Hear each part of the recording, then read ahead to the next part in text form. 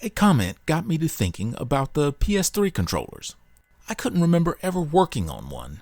I think I may have replaced a battery or two, but I never had to replace a joystick. I replaced the joysticks in lots of DualShock 4 controllers. Now I know between family members we didn't have as many DualShock 3 controllers, but that alone doesn't answer for why I never had to replace a joystick in one. I was pretty sure still had some DualShock 3 controllers packed away somewhere. Just had to figure out where they might be. I could only find 2. It did take a bit to get them to charge. They have been packed away for a very long time. But they did charge up and power up. At least they charged up enough to run off the USB port. And can see even this old controller is still centered and has a very low noise output. The center sets on 0 and stays there. I don't think I could say that about an old DualShock 4 or DualSense controller for that matter. Now I noticed 2 things here.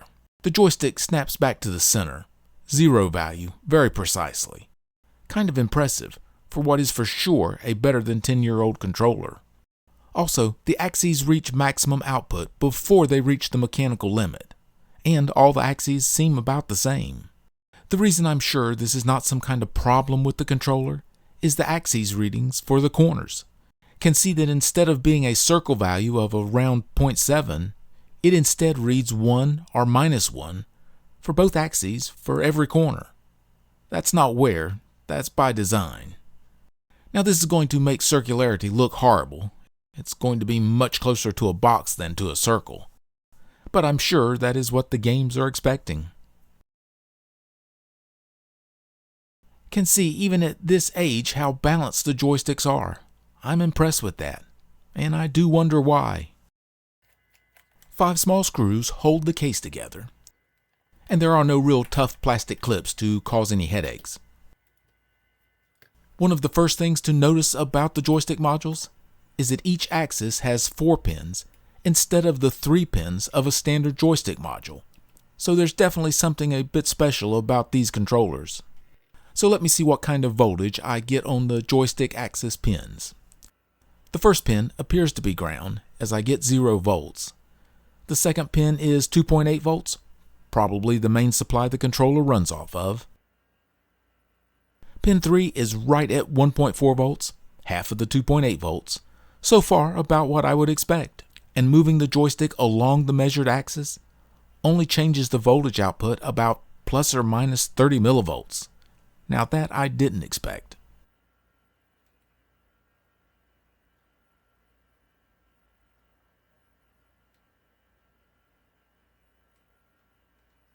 Pin 4 is an output as well.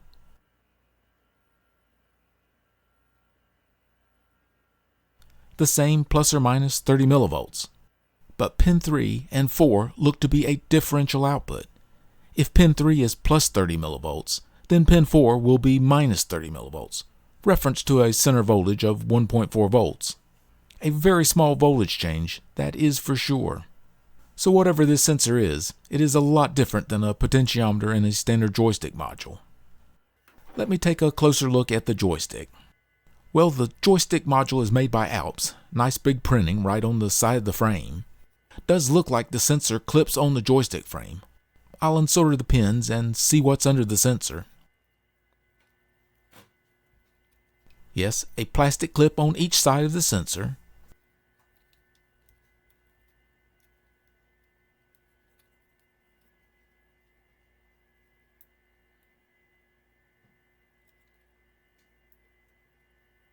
A little tough to get it away from the joystick frame enough to lift it out. Well, that looks quite different.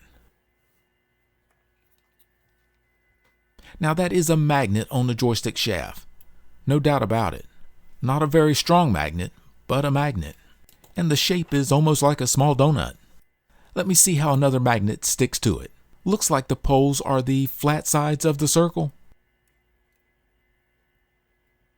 Seems like that is where the tiny bar magnet wants to come to rest at. The sensor part doesn't give away its secrets at first glance. Kind of looks like a ferrite material in the center, but it could be just some epoxy. Let me try and get it apart and see if there is anything else to see. Looks like these melded plastic pins hold it together. I'll scrape them off. Nope. I don't know if the black is an epoxy or some kind of material to help direct the magnetic field. It's some kind of magnetic sensor. I would say a Hall sensor, but I think Alps has been making MR-type magnetic sensors for a while, so I'm not sure what type of magnetic sensor it is. I will put it all back together, though if I remember right, the PS3 did end up dying. Now I know why I didn't have to ever replace a joystick module in one of these controllers. The non-contact magnetic sensor just don't wear out. Might go bad, but there is nothing there to wear. And I will say the quality of the joystick mechanism itself is much better than the joystick modules being sold today.